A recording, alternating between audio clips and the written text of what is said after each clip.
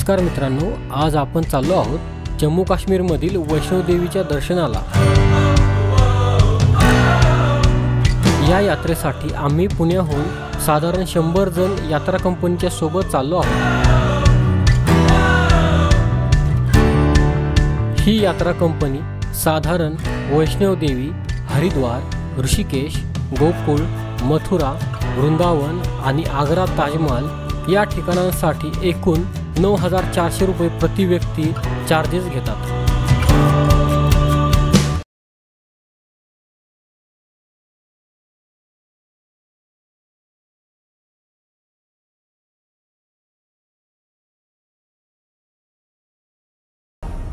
मित्रांनो, आपले व्हिडिओज 94% असे लोक पाहतात ज्यांनी आपल्या चॅनलला सबस्क्राइब केले नाही। त्यामुळे आपला चॅनल ग्रो होत नाही, म्हणून आपल्या चॅनलला सबस्क्राइब नक्की करा। या यात्रेसाठी साधारण 1 महिना अगोदर रिझर्वेशन करावे। रेल्वेचे बुकिंग तुम्ही www.irctc.co.in या वेबसाईटवरून करू शकता आणि त्याच वेळेस आपणास जर वैष्णो देवीचे 13 किलोमीटरचे अंतर पायी जायचे नसेल तर 6 ते 7 किलोमीटर नंतर ई रिक्षाची सोय ट्रस्टने केलेली आहे। या ई रिक्षाचे तिकीट 354 रुपये जाताना आणि 236 रुपये येताना असे एकूण 590 रुपये प्रति व्यक्ती लागतात। ई रिक्षाचे बुकिंग www.maavaishnodevi.org या वेबसाईटवरून तुम्ही करू शकता। ही वेबसाईट आम्ही डिस्क्रिप्शनमध्ये देत आहे।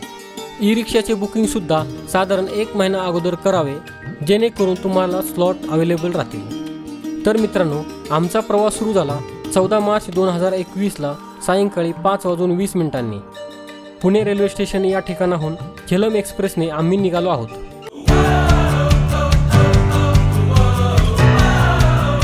आम्ही 4 जण या यात्रा कंपनी सोबत फक्त वैष्णो देवी पर्यंत जाणार आहोत आणि तेथून माघारी आग्रा पाहून परतणार आहोत।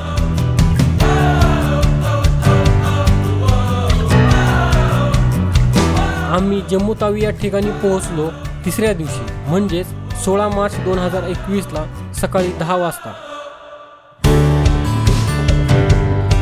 जम्मू तावी शहरापासून कटरा शहराचे अंतर 47 किलोमीटर आहे। तेथे जाण्यासाठी आम्ही रेल्वे स्टेशन बाहेर 2 बस बुक केल्या होत्या। तुमची जर यात्रा कंपनी सोबत जाण्याची इच्छा असेल तर त्यांचा नंबर मी डिस्क्रिप्शनमध्ये देत आहे। तुम्हाला जर स्वतंत्र फॅमिली सोबत ट्रेनने वैष्णो देवीची यात्रा करायची असेल तर तुम्हाला सर्व माहिती देत आहे, जेणेकरून तुम्ही आरामात ही यात्रा पूर्ण करू शकता।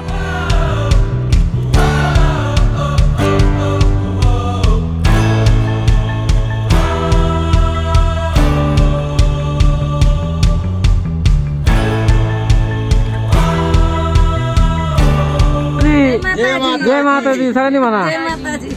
बसने साधारण 2.5 तासांचा प्रवास करून आम्ही कटरा येथे पोहोचलो। यात्रा कंपनीने छानसे हॉटेल बुक करून ठेवले होते। हॉटेलमध्ये आम्ही चेक इन केल्यानंतर जेवणाचा कार्यक्रम झाला। आमचे जेवण झाल्यानंतर यात्रा कंपनीच्या मालकाने आम्हाला सांगितले की जवळच नवदेवी गुफा आणि सिहाड बाबा धबधबा ही 2 प्रसिद्ध ठिकाणे आहेत, ते तुम्ही पाहून येऊ शकता। त्याचप्रमाणे आम्ही पुढील बेत आखला। मग आम्ही 7 सीटरची 1 आणि 13 सीटरची 1 अशा 2 गाड्या बुक केल्या। 2 गाड्यांनी साधारण 4000 रुपये घेतले, म्हणजे प्रति व्यक्ती आम्हाला 200 रुपये पडले। कटरापासून नवदेवी गुफा 10 किलोमीटर अंतरावर आहे।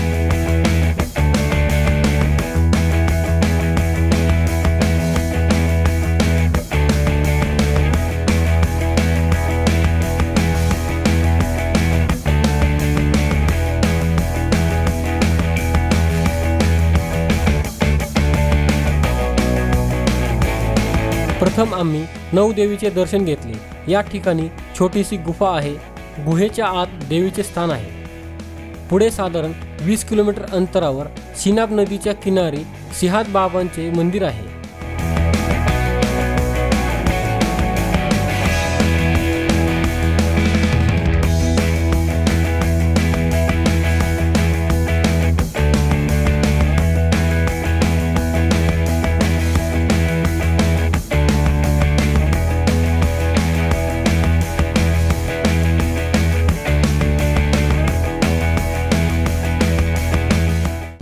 अच्छा, वहाँ से बहुत बड़ा ये टनल रहेगा फिर? पहाड़ी के अंदर कटरा से, इस पहाड़ी से वो उधर निकल रही है सामने, उधर से नाला है, नाले पे बत्ती बन रहा है, उसके बाद ये एस्प्राइंग ओवरपुल है। अच्छा, इधर से सामने है, फिर इधर से फिर पहाड़ी में है। पहाड़ी में जाके सीधी काशीकुंड में, श्रीनगर। हाँ काशीकुंड में आगे चल रही है। श्रीनगर यहाँ से कितना है? 100 किलोमीटर। 200? आलू श्रीनगर ऐसे 250 है, मगर ट्रेन का रास्ता 90 किलोमीटर हो जाएगा ना ट्रेन का। जाताना आम्हाला सुंदर पर्वतरांगा दिसत होत्या, निसर्गरम्य परिसर आम्ही पाहत होतो।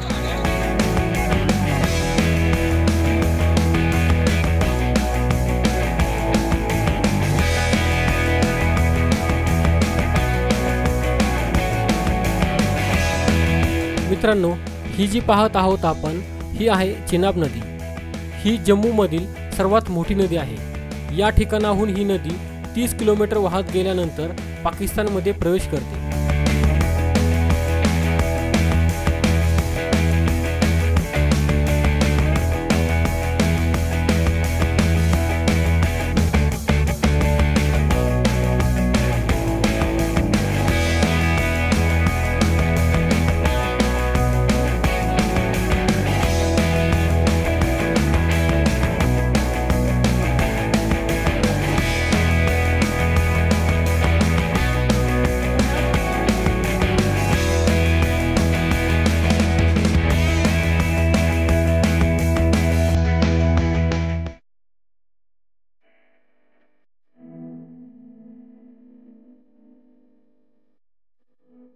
मित्रांनो, आम्ही ज्या गाडीत आलो आहोत त्या गाडीच्या ड्रायव्हरने आम्हाला सांगितले आहे की या ठिकाणाहून 100 किलोमीटरवरती जगातील सर्वात उंच रेल्वेचा पूल तयार होत आहे।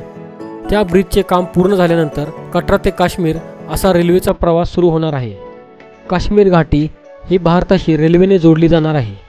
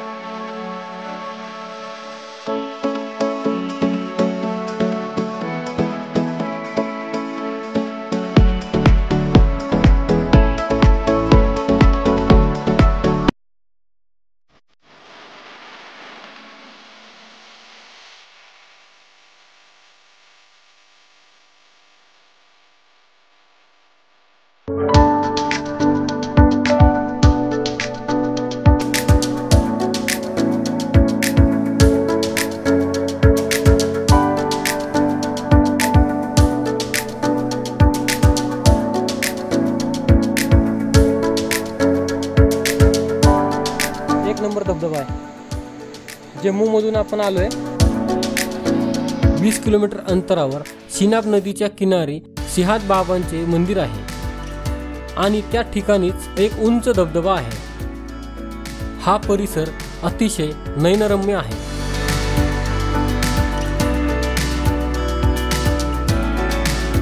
बाजूनेच चिनाब नदी खोल दरीतून वाहते। सिहाद बाबांच्या मंदिरापाशीच खूप उंचीवरून धबधबा कोसळतो, पण त्या ठिकाणी जाण्यास सध्या बंदी आहे। त्यामुळे दूरनच आम्ही हा धबधबा पाहिला। तर मित्रांनो, येथेच आमचा पहिला यात्रेचा दिवस संपला। दुसऱ्या दिवशी सकाळी 6 वाजता आम्ही वैष्णोदेवीच्या दर्शनासाठी निघालो। बाणगंगेच्या चेक पॉइंट वरती यात्रा पर्ची दाखवून आमचा पुढील प्रवास सुरू झाला।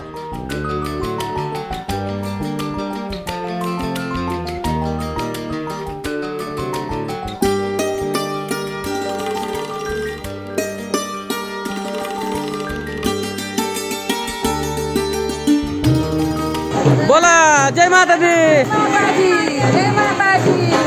नमस्कार मित्रांनो, आपण आता वैष्णोदेवीला दर्शनासाठी निघालोय। सकाळी 7 वाजले, 3 तास लागतील पोहोचायला। चला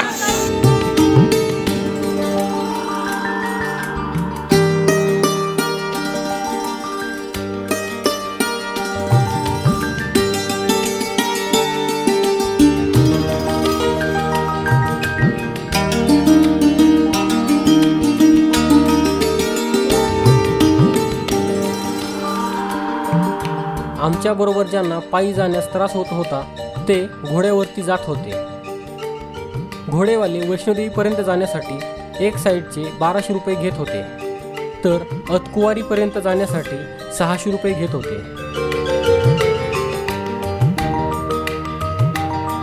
वैष्णोदेवीला आलोय. 2-3 किलोमीटर चालून झाले. अजून 4 किलोमीटर जायचे. तिथून पुढे रिक्षा आणि तिथून पुढं वैष्णोदेवी. दुपारी 2च्या आसपास दर्शन होईल. लय भारी वाटते. पहिल्यांदा आला ना? पहिल्यांदाच आलोय.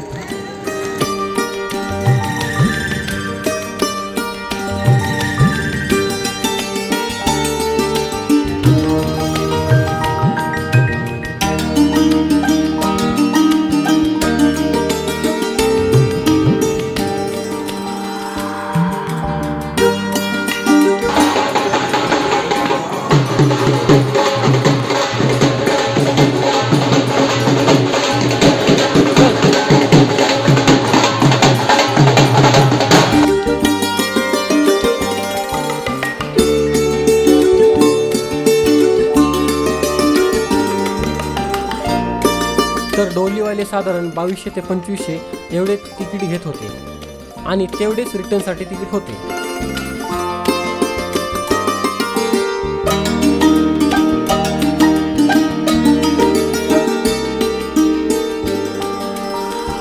आम्ही पायी साधारण 2.5 तासांमध्ये अतकुवारीपर्यंत पोहोचलो.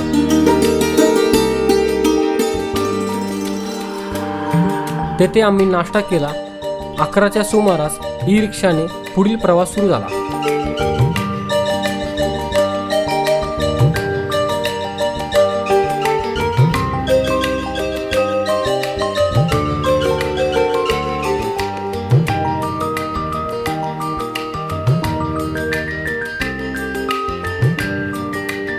दहा ते 15 मिनिटांमध्ये रिक्षाने आम्हाला भवनपर्यंत पोहोचवले.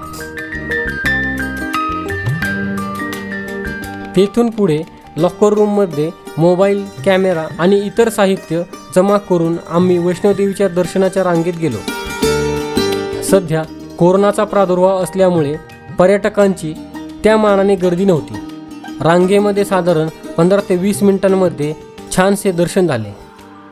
वैष्णोदेवीचे दर्शन घेऊन बाहेर आल्यानंतर आम्ही जमा केलेला मोबाईल आणि वस्तू परत घेतल्या आणि रोपवेची तिकीट काढली. प्रत्येकी 50 रुपये तिकीट होते. वैष्णोदेवीपासून वरील डोंगरावरती भैरोबाचे स्थान आहे. या ठिकाणी साधारण पायी जाण्यासाठी 1 ते 1.5 तास लागतो. ट्रस्टने या ठिकाणी रोपवेची सोय केलेली आहे. रोपवेने जाण्यासाठी साधारण 50 रुपये लागतात. आम्ही रोपवेचे तिकीट काढून लाईनमध्ये थांबलो आणि रोपवेने डोंगरावरती गेलो.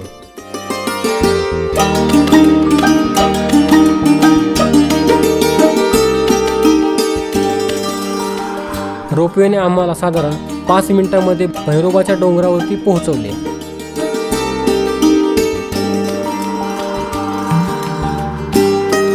कमी वेळातच भैरोबाचे दर्शन झाले.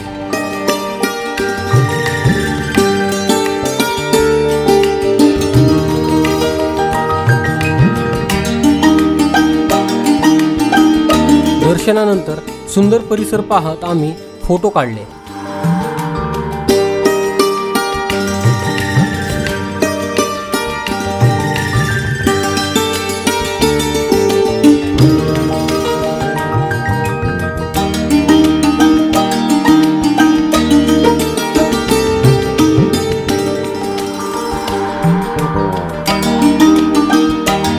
रोपवेने माघारी खाली उतरलो.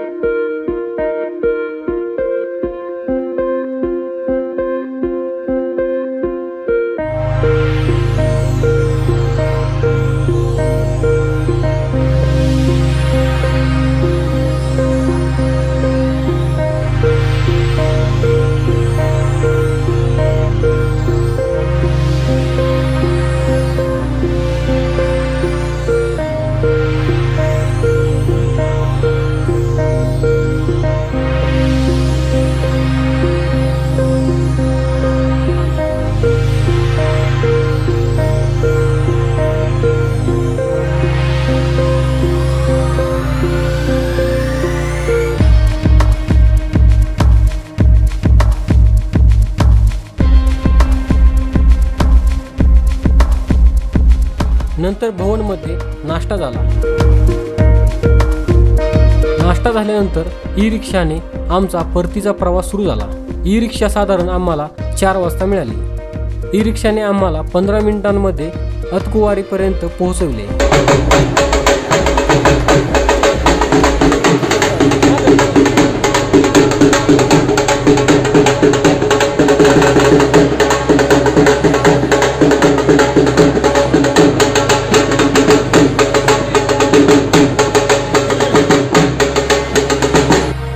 अतकुवारी पासून पानगंगेपर्यंत पोहोचण्यासाठी आम्हाला साधारण 3 तास लागले। आजचा दिवस छान होता, कारण पहिल्यांदाच वैष्णोदेवीचे दर्शन केले होते। तर मित्रांनो, यात्रेचा दुसरा दिवस इथेच संपला।